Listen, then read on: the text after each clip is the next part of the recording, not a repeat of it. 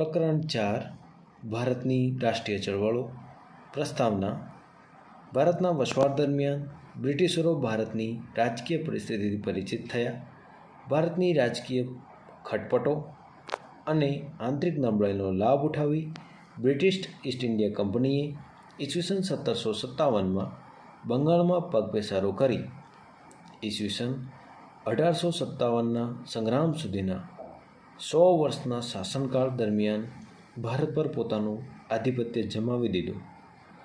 અંગ્રેજોએ પોતાનું આધિપત્ય જળવાઈ રહે તે માટે દેશમાં મજબૂત વહીવટ માળખાનો ધીરે ધીરે વિકાસ કર્યો. અંગ્રેજોએ સ્થાપેલા વહીવટ માળખા દ્વારા દેશમાં સમાન કાયદા, સમાન વહીવટ અને બ્રિટિશ પ્રણાલિકા અનુસારનું ન્યાયતંત્ર અમલમાં આવ્યું. આમ છતાં ભારતમાં રહેનારા અંગ્રેજોએ ઇંગ્લેન્ડને વધુ લાભ થાય તેવા કાયદા અને વહીવટની સ્થાપના કરી.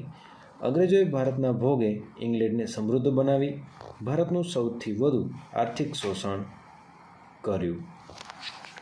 1857નો સંગ્રામ.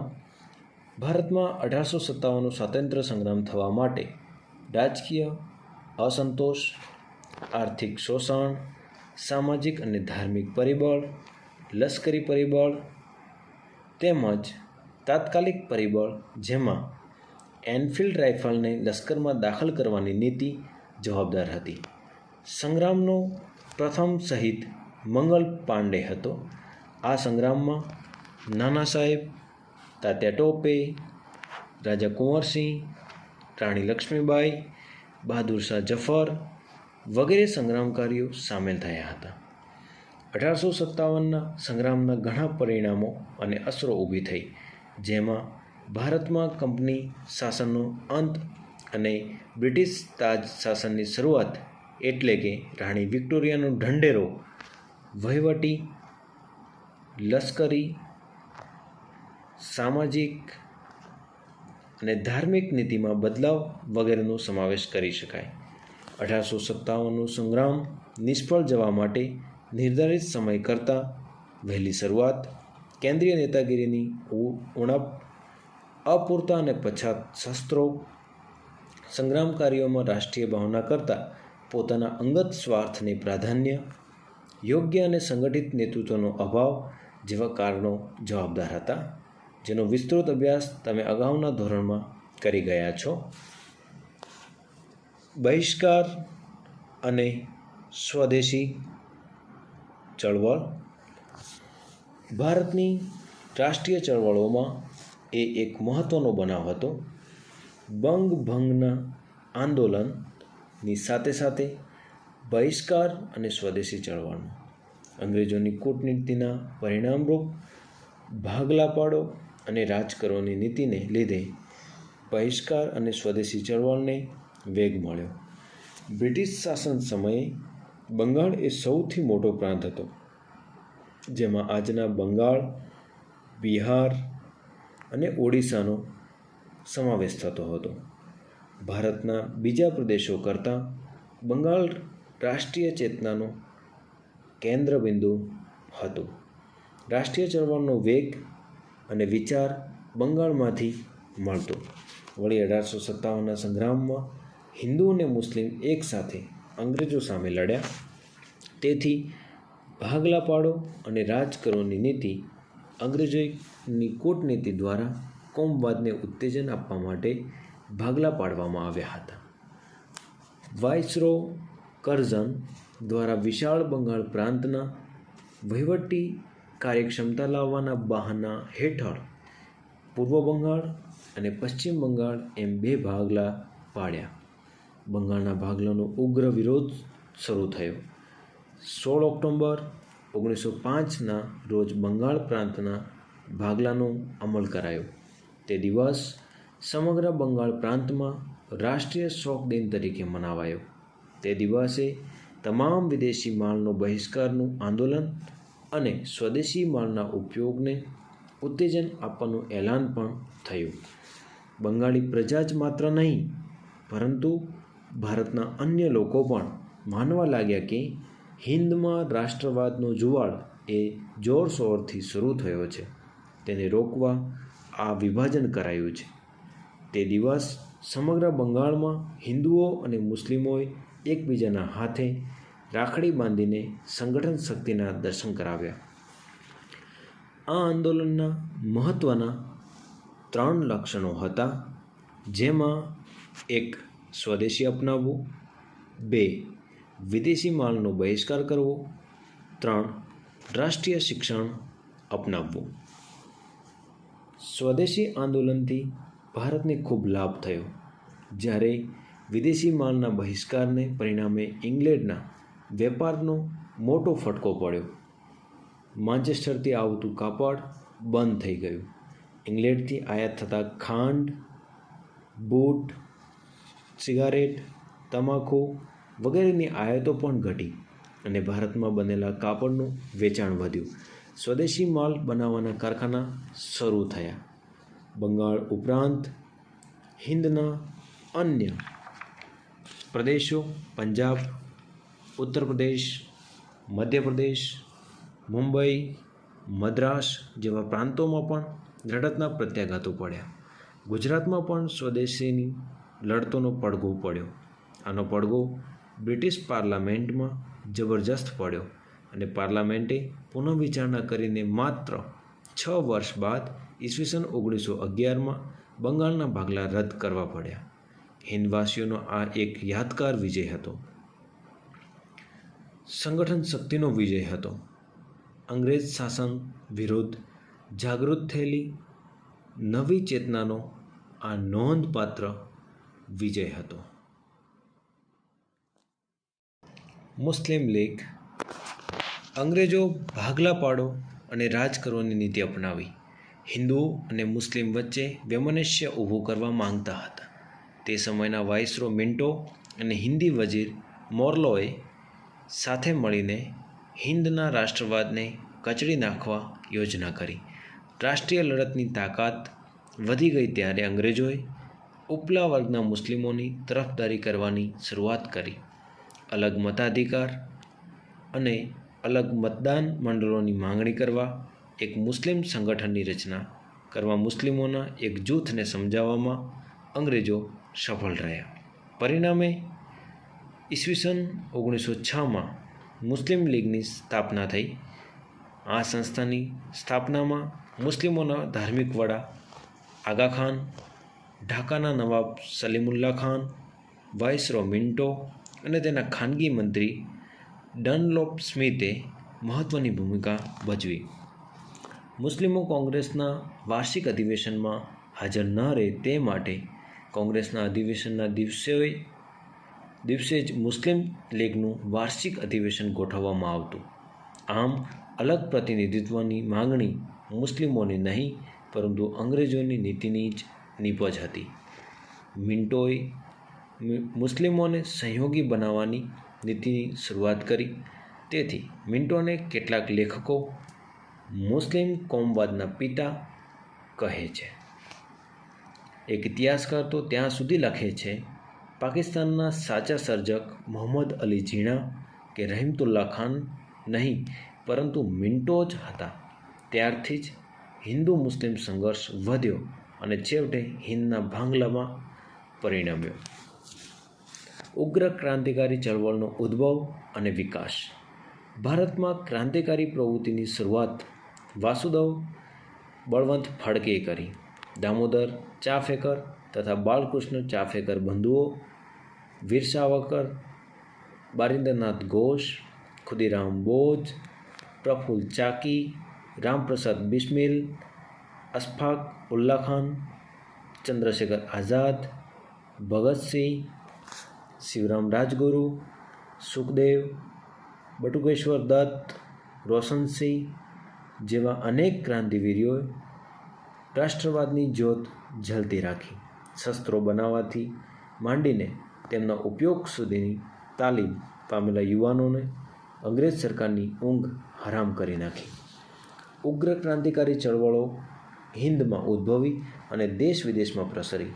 તેની પૂર્વ ભૂમિકામાં બંગાળના ભાગલા રદ કરવા ચાલેલું આંદોલન 1907માં સુરતના કોંગ્રેસ અધિવેશનમાં પડેલા જહાલ અને મવાળ જૂથ એમ બે ભાગલા અને કોંગ્રેસની માત્ર ઠરાવો, વિનંતીઓ અને આજીજી કરવાની પદ્ધતિનો પ્રબળ વિરોધ જેવા સંજોગો પડેલા છે. લાલ બાલ પાલની ત્રિપુટીએ જહાલવાદી નીતિ અપનાવી હિન્દ યુવા કાર્યકરોમાં નવું ચૈતન્ય રેડ્યું. હિન્દી રાષ્ટ્રીય કોંગ્રેસની ઢીલી પોચી નીતિને એક જબરજસ્ત નવો વળાંક આપ્યો. લોકમાન્ય ટિલક ગંગાધર ટિલકે તો ઉગ્ર ભાષામાં જાહેર કર્યું, સ્વરાજ મારો જન્મસિદ્ધ હક છે અને તેને લઈને જ હું ઝંપીશ એ આઝાદીના ક્રાંતિકારી લડવૈયાઓનો મંત્ર બની ગયો. ત્યારે ભારતના નવયુવાનોનો એક વર્ગે વિદેશી શાસનની ગુલામીમાંથી આઝાદી મેળવવાના પ્રયાસો હાથ ધર્યા. ઉગ્ર ક્રાંતિકારી લડતના લડવઈ માતૃભૂમિની સ્વતંત્રતા માટે હસ્તે મુખે બલિદાનો આપવા તત્પર હતા. તેઓ પ્રાણ આપી શકતા અને આઝાદીની પ્રાપ્તિ માટે બીજાનો પ્રાણ લઈ પણ શકતા. ભારતમાં મહારાષ્ટ્ર, બંગાળ, પંજાબ, બિહાર, ઓરિસ્સા, ગુજરાત, રાજસ્થાન, મદ્રાસ પ્રાંત, ઉત્તર પ્રદેશ અને મધ્ય ભારતમાં ક્રાંતિકારી પ્રવૃત્તિઓ પ્રસરી હતી. આ પ્રવૃત્તિઓમાં મિત્રમેળા સોસાયટી, અભિનવ ભારત સમાજ, અનુશીલન સમિતિ, અંજુમન એ મુહિલ્લાને વતન, ઇન્ડિયન પેટ્રિયોટ્સ એસોસિએશન, જે પાછળથી ભારત માતા વગેરે સંસ્થાનો સ્થાપીને ક્રાંતિકારી પ્રવૃત્તિઓને ભારે વેગ આપ્યો. પ્રથમ તબક્કામાં સંધ્યા, યુગાંતર, નવશક્તિ અને વંદે માતરમ, કેસરી, મરાઠા જેવા વર્તમાનપત્રો અને સામયિકોએ સતત બળ પૂરું પાડ્યું. અલીપુર હત્યાકાંડમાં 34 જેટલા ક્રાંતિકારીઓ પર કેસ ચલાવાયો. હાવડા હત્યાકાંડ તથા ઢાકા હત્યાકાંડના અનેક ક્રાંતિકારીઓની ધરપકડ કરાયેલી. દિલ્હીમાં વાઇસરોય હાર્ડિઝ પર બોમ્બ ફેંકી હત્યા કરવાનો પ્રયાસ. 13 નવેમ્બર 1909ના રોજ અમદાવાદમાં રાયપુર દરવાજા બહાર વાઇસરો મિન્ટો ઉપર નખાયેલ બોમ્બ વગેરે બનાવો દ્રષ્ટાંત રૂપે આપી શકાય. બીજા તબક્કામાં ઈસવીસન 1920-42 કાકોરી લૂંટ કેસ, લાહોર હત્યાકાંડ અને કેન્દ્રીય ધારાસભા દિલ્હીમાં બોમ્બ નાખવાના બનાવો બનેલા. આ સઘળી પ્રવૃત્તિઓમાં સહભાગી બનનાર ક્રાંતિવીરો વિશે તમે અગાઉના ધોરણમાં. ગુજરાતમાં ઉગ્ર ક્રાંતિકારી ચળવળ. ગુજરાતમાં સશસ્ત્ર ક્રાંતિની ભૂમિકા તૈયાર કરનાર સૌપ્રથમ નેતા અરવિંદ ઘોષ હતા, પરંતુ તેઓ પડદા પાછળ હતા. અરવિંદ ઘોષના ભાઈ બારિન્દ્ર કુમાર ઘોષ હંમેશા આગળ રહેતા. બારિન્દ્ર કુમાર ગુજરાત આવ્યા અને દક્ષિણ ભાગને ખૂંદી વળ્યા. અહીં તેમને શ્રી છોટુભાઈ અને શ્રી અંબુભાઈ પુરાણી જેવા સશક્ત સાથીઓ મળી ગયા. નર્મદા કાંઠે સાકરિયા સ્વામી પણ મળ્યા. આ સ્વામી 1857માં સંગ્રામ સમયે ઝાંસીની રાણી સાથે હતા. બારિન્દ્ર કુમારે વડોદરા, ચરોતરનો પ્રદેશ એટલે કે ખેડા, અમદાવાદ, મહેસાણા એમ દરેક સ્થળે મધ્યમ વર્ગના યુવાનોને ક્રાંતિનો રંગ લગાડ્યો. એ સંદર્ભે અમદાવાદમાં રાયપુર દરવાજા બહાર વાઇસરો મિન્ટોની બગી પર બોમ્બ નાખવાનો ક્રાંતિકારી બનાવ બન્યો હતો. અરવિંદ ઘોષ ભવાની મંદિર નામના પુસ્તકમાં ક્રાંતિની યોજના આલેખી. તેઓ ગુજરાતી ભાષામાં અનુવાદ પણ કરાયો. ઉપરાંત દક્ષિણા સામયિકમાં તે છપાયેલું. ઉપરાંત ક્રાંતિની યોજનાનો વિચાર ફેલાવવા માટે દેશી વનસ્પતિની દવાઓ, નહાવાના સાબુની બનાવવાની રીત, કસરત, ગુલાબનો કિસ્સો, કાયદાનો સંગ્રહ વગેરે શીર્ષકોવાળી પુસ્તિકાઓ પ્રગટ કરાયેલી, જેથી અંગ્રેજોને ખબર જ ન પડે કે આ પુસ્તિકાઓમાં બોમ્બ બનાવવાની રીતો પણ હતી. ચાંદોદ કરનાળી પાસે ગંગનાથ વિદ્યાલયની સ્થાપના કરાઈ, જેમાં અંદરખાને ક્રાંતિકારી પ્રવૃત્તિઓ ચાલતી હતી. ગુજરાતના ઘણા યુવાનો આ ક્રાંતિકારી પ્રવૃત્તિઓમાં જોડાયા. સરકારે તેમની સામે સખત પગલાં ભર્યા, પરંતુ લડત ન અટકી. છેવટે સરકારને પણ લાગ્યું કે માત્ર દમનચક્રથી શાસન નહીં ચાલે. વિદેશોમાં ક્રાંતિકારી ચળવળ. ભારતને અંગ્રેજોના શાસનમાંથી મુક્તિ અપાવવા માટે વિદેશોમાં પણ ક્રાંતિકારી ચળવળની શરૂઆત થઈ હતી.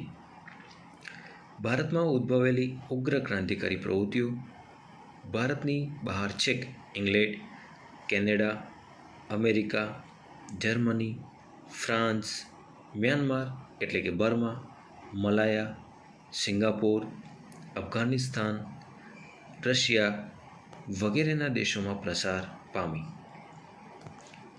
વિદેશોમાં ક્રાંતિકારી પ્રવૃત્તિઓમાં સક્રિય ક્રાંતિકારીઓ શ્યામજી કૃષ્ણ વર્મા, મદનલાલ ધીંગરા, વીર સાવરકર, લાલા હરદયાલ, ઉધમસિંહ, રાજા મહેન્દ્ર પ્રતાપ, મેડમ ભીખાઈજી કામા, સરદારસિંહ રાણા, મૌલાના અબ્દુલ્લા, મૌલાના બશીર, ચંપક રમણ પિલ્લાઈ, ડૉક્ટર મથુરસિંહ, ખુદાબક્ષ જેવા ક્રાંતિકારીઓ સંકળાયેલા હતા.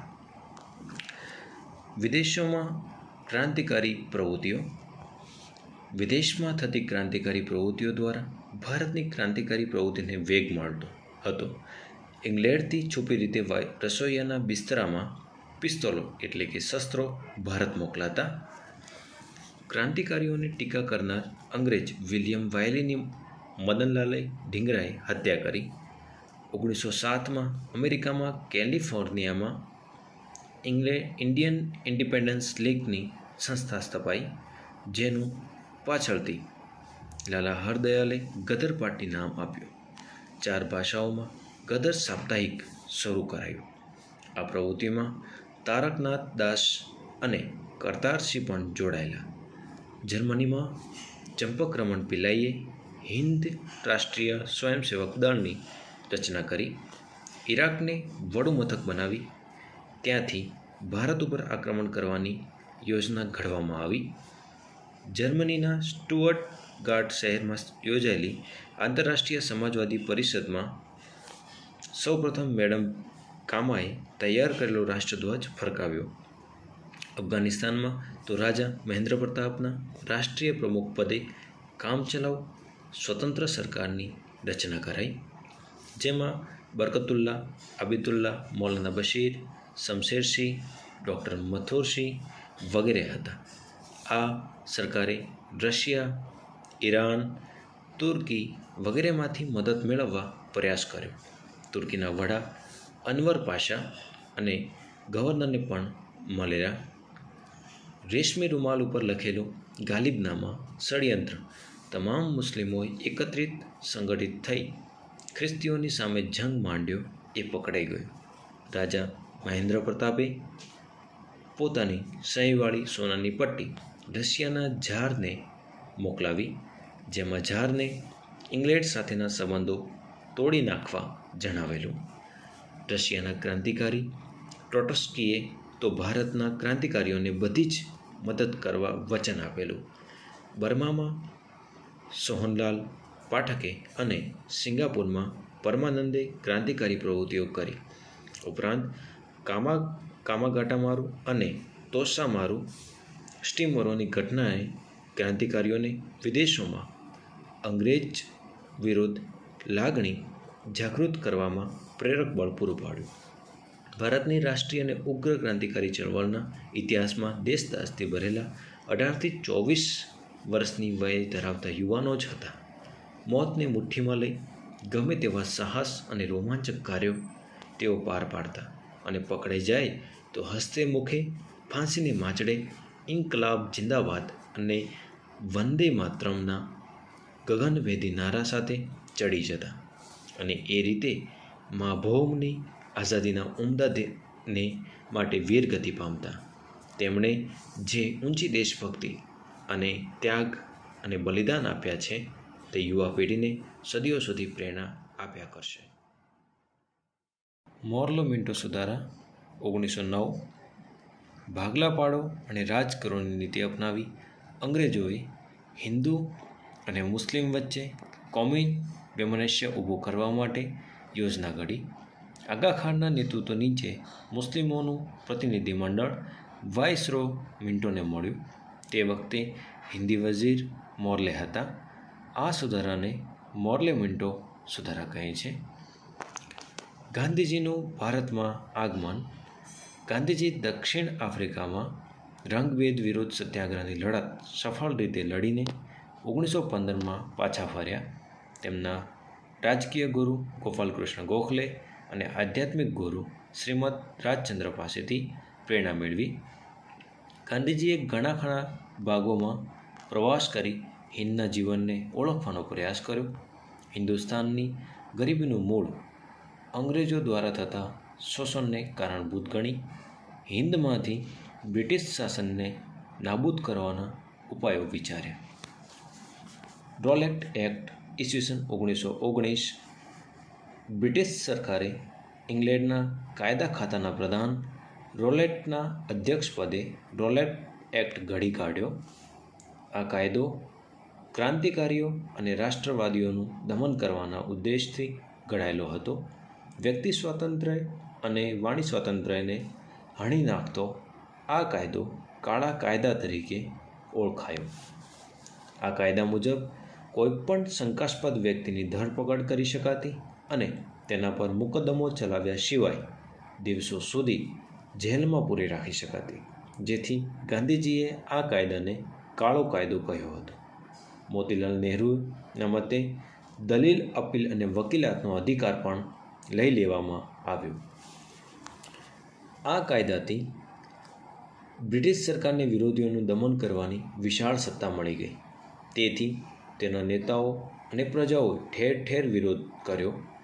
સભાઓ, સરઘસો, દેખાવો, હડતાલોનું તેના વિરોધમાં આયોજન થયું. ગાંધીજીની દિલ્હીમાં સરકારે ધરપકડ કરી. પંજાબમાં ડૉક્ટર સત્યપાલ અને ડૉક્ટર કિચલુની ધરપકડ કરતા આંદોલન ઉગ્ર થયું. સરકારે દમનનો દોર છૂટો મૂક્યો. જલિયાવાલા બાગનો હત્યાકાંડ 13 એપ્રિલ 1919. પંજાબમાં અમૃતસરમાંથી લોકપ્રિય નેતાઓ ડૉક્ટર સત્યપાલ અને ડૉક્ટર કિચલુની ધરપકડ થઈ. તેના વિરોધમાં વૈશાખીના તહેવારના દિવસે પંજાબના અમૃતસરમાં આવેલા જલિયાવાલા બાગમાં એક સભાનું આયોજન થયું. લશ્કરના સૈનિકોને લઈને જનરલ ઓડોનિલ ડાયર ત્યાં પહોંચી ગયો. કશી જ પૂર્વ ચેતવણી આપ્યા વગર મશીન ગનમાંથી ગોળીઓનો વરસાદ નિર્દોષ પ્રજા પર વરસાવ્યો. બાગની ચારે બાજુ ઊંચી દિવાલો, વચ્ચે અવાવરું કૂવાઓ અને બહાર નીકળવાનો સાંકડો એક જ માર્ગ હોવાથી સંખ્યાબંધ લોકો ગોળીબારનો ભોગ બન્યા. સરકારી અહેવાલ મુજબ 379 લોકો માર્યા ગયા અને 1200 ઘવાયા. જ્યારે કોંગ્રેસે નિમેલી તપાસ સમિતિના મતે 1000 માણસો માર્યા ગયેલા. બ્રિટિશ સરકાર વતી તપાસ કરનાર હન્ટર કમિશને જનરલ ડાયરનો બચાવ કર્યો અને અજાણતા થઈ ગયેલી પ્રામાણિક ભૂલ તરીકે ક્ષમ્ય ગણી. બીજી તરફ ડાયર જ્યારે ઇંગ્લેન્ડ પાછો ફર્યો ત્યારે તેનું 2000 પાઉન્ડ તથા તલવાર આપીને સન્માન કરાયું. આથી હિંદની પ્રજાને જબરજસ્ત આઘાત લાગ્યો. આ માનવીય હત્યાકાંડ પછી ગાંધીજીને અંગ્રેજો પરત્વેની રહી શ્રદ્ધા પણ ડગી ગઈ. આ બનાવે સમગ્ર દેશમાં રાષ્ટ્રીય એકતા સ્થાપવામાં મહત્ત્વનો ભાગ ભજવ્યો. અસહકારના ભાવિ આંદોલનની ભૂમિકા પણ આ હત્યાકાંડે પૂરી પાડી. ખિલાફત ચળવળ. પ્રથમ વિશ્વયુદ્ધ દરમિયાન તુર્કી જર્મનીના પક્ષે જોડાયું. તેથી ઇંગ્લેન્ડનો વિજય પછી તેની સાથે જે સંધિ કરવામાં આવી હતી તે શરતો અત્યંત કડક અને અન્યાયી હતી. તુર્કીનો સુલતાન એ વખતે ઇસ્લામ ધર્મના ખલીફા એટલે કે ધાર્મિક વડા હતા. તેને જે કડક શરતો લદાયેલી તેનો વિરોધ કરીને તેને હળવી કરવા માટે ભારતમાં જે ચળવળ થઈ તેને ખિલાફત ચળવળ કહેવાય છે. અલીભાઈઓ મૌલાના શૌકત અલી અને મૌલાના મોહમ્મદ અલી આ આંદોલનના મુખ્ય નેતાઓ હતા. હિન્દુ મુસ્લિમ એકતાના ખ્યાલથી ગાંધીજીએ કોંગ્રેસને આ આંદોલનને ટેકો આપવાનો અનુરોધ કર્યો. કોંગ્રેસના ટેકાથી આ આંદોલન વ્યાપક બન્યું. અસહકારનું આંદોલન 1922 ડિસેમ્બર 1920માં અસહકારના આંદોલનને નાગપુર અધિવેશનમાં બહાલી મળી. કોંગ્રેસે હવે બ્રિટિશ સામ્રાજ્યના નેજા હેઠળ સ્વશાસનને બદલે સ્વરાજ્ય જ જોઈએ એવી બુલંદ માંગણી કરી. હકારાત્મક પાસું. આંદોલનના હકારાત્મક પાસામાં હિન્દુ મુસ્લિમ એકતા દ્રઢ બનાવવી, સ્વદેશી ચીજવસ્તુઓનો આગ્રહ રાખવો, ઘેર ઘેર રેટિયા ફરતા કરવા, ટિળક સ્વરાજ્ય ફંડમાં 1 કરોડ રૂપિયા એકઠા કરવા, ખાદી, અસ્પૃશ્યતા નિવારણ, દારૂબંધી અને રાષ્ટ્રીય શિક્ષણનો સમાવેશ થતો હતો. ખંડનાત્મક પાસું. જ્યારે બીજી તરફ સરકારી નોકરીઓ, ધારાસભાઓ, સરકારી શાળા કોલેજોનો ત્યાગ કરવો, સરકારી અદાલતો, સ્થાનિક સ્વરાજ્યની સંસ્થાઓ, નિમાયેલા સભ્યોએ રાજીનામા આપવા, વિદેશી કાપડ અને તેના માલનો બહિષ્કાર કરવો, સરકારી સમારંભો, ઇન્કલાબો એટલે કે ખિતાબો વગેરેનો ત્યાગ કરવો જેવા અનેક કાર્યક્રમોનો સમાવેશ થતો હતો. અસહકાર આંદોલનના કાર્યક્રમો. આંદોલનની શરૂઆતમાં મહાત્મા ગાંધીએ પોતાની કેસરે હિન્દ અને રવિન્દ્રનાથ ઠાકુરે નાઇટહુડ સન્માન વગેરેનો ત્યાગ કર્યો. દેશના અન્ય નેતાઓએ પણ પોતાની ઉપાધિ કે પદવીનો ત્યાગ કર્યો. વિદ્યાર્થીઓએ અંગ્રેજી શાળા અને કોલેજો છોડી દીધી. ઠેર ઠેર વિદેશી કાપડની હોડીઓ પ્રગટી. ડ્યુક ઓફ કેનાટ ભારત આવ્યા ત્યારે તેમનો બહિષ્કાર કરાયો. પ્રિન્સ ઓફ વેલ્સના સન્માનનો પણ બહિષ્કાર કરાયો. આવા પગલાંએ દેશભરમાં સારી એવી રાષ્ટ્રીય ઉત્તેજના પ્રગટાવી. બીજી તરફ રાષ્ટ્રીય શાળા કોલેજોની સ્થાપના થઈ, જેમાં કાશી, બિહાર, જામિયા મિલિયા, ગુજરાત વગેરે નામની રાષ્ટ્રીય વિદ્યાપીઠો સ્થપાઈ. સ્વદેશીનો પ્રચાર જોરશોરથી થતાં ઇંગ્લેન્ડથી આયાત થતા કાપડ, પગરખાં, મોજશોખની ચીજવસ્તુઓમાં ભારે ઘટાડો થયો. તેનો પડઘો બ્રિટિશ પાર્લામેન્ટમાં પડ્યો. ઇંગ્લેન્ડને થયેલા ભારે આર્થિક નુકસાનથી સરકાર ચોંકી ઉઠી. ટિળક ફંડમાં 1 કરોડ રૂપિયાથી વધારે નાણાં એકઠા થયા. તેમજ આંદોલન દરમિયાન હિન્દુ મુસ્લિમ એકતાના અનેક પ્રસંગોએ પ્રગટ થઈ. હિન્દુ જમીનદારો અને મુસ્લિમ ખેડૂતો વચ્ચે થયેલા મોપલા બળવો એટલે કે મલબાર ટીકાપત્ર કહી શકાય અને તેને બ્રિટિશ સરકારે સખત હાથે દબાવી દીધો. આ આંદોલનને નિષ્ફળ બનાવવા સરકારે દમન નીતિનો સહારો લીધો. બેફામ લાઠીમાર, આડેધડ ગોળીબાર, સામુદાયિક ધરપકડો અને અમાનુષી અત્યાચાર કરવામાં આવ્યો. હિન્દુ મુસ્લિમ એકતાને તોડવાનો નિષ્ફળ પ્રયાસ થયો. ચોરાચોરીનો બનાવ અને આંદોલન મોકૂફ.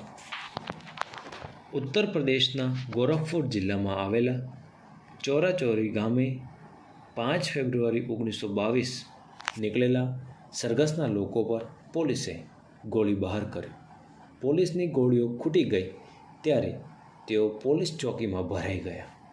ઉશ્કેરાયેલા ટોળાએ પોલીસ ચોકીને આગ લગાવી, જેમાં 21 પોલીસો મૃત્યુ પામ્યા.